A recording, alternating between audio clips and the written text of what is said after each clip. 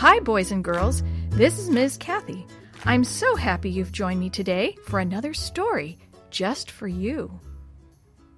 Today's story is A Cup of Cold Water. Well, vacation's almost over, thought Martha.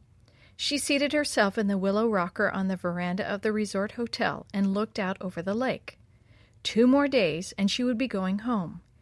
She was not really sorry, for she would be going back to work in the music store, and that was a job she particularly liked.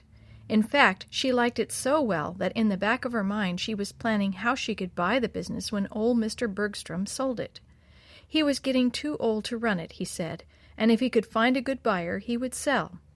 Martha would love to be that buyer, but she had no idea where she would ever get the money for the down payment. Martha sighed. No use worrying about the future tonight. The lake was still and beautiful with the last rays of the sun making a path of gold almost to the door of the hotel. Just before darkness fell, an old lady hobbled onto the porch and took the rocker opposite Martha. Martha decided she must be a newly arrived guest, for she could not remember seeing her before. The old lady sat in silence, rocking back and forth. Martha sat in silence too, and the only sound was the squeak of the rockers as they moved back and forth on the wide boards of the porch floor. Suddenly, the old lady's rocker stopped. The lady readjusted her shawl and leaned forward on her cane. Martha heard her say, "I wish I had a glass of cold water."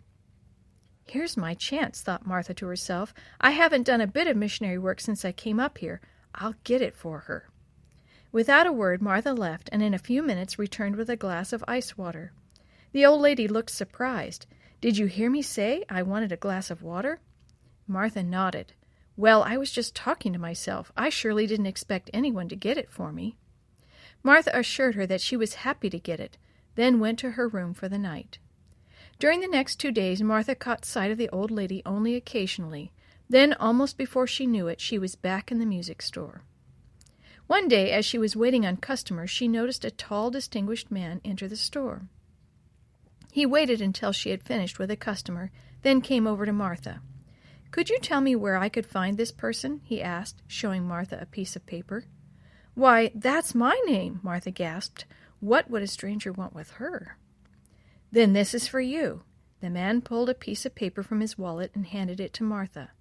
It was a check for $50. How could this be? There must be some mistake.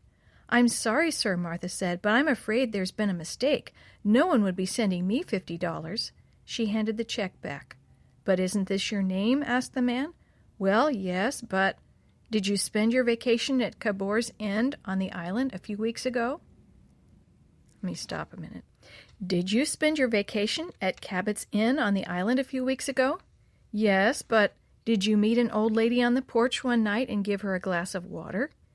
"Well, yes, I did, but—" "That old lady is my mother. She said that never in her life has she seen a young lady so gracious as you and so thoughtful of others, especially an old, crippled-up lady.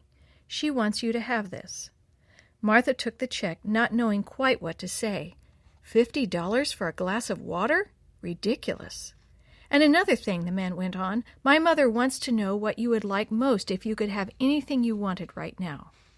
Without thinking, Martha blurted out, "Why, this music store. The owner is selling, and I would like very much to buy it, but I don't suppose I ever shall." Then she felt ashamed of herself. One should be more careful under such circumstances. "Where is the man who owns the store?" the man wanted to know.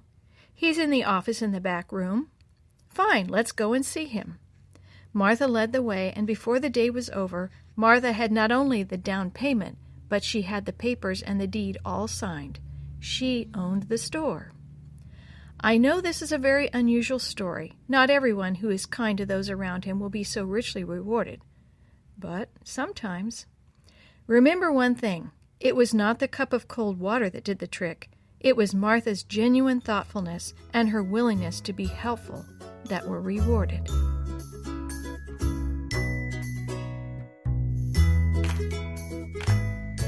The story you've heard today was first published as part of the Vacation Bible School program in the book God's World by the Review and Herald Publishing Association and the General Conference Sabbath School Department. If you are interested in any other products published by the Seventh-day Adventist Church, please visit AdventistBookCenter.com or call 1-800-765-6955.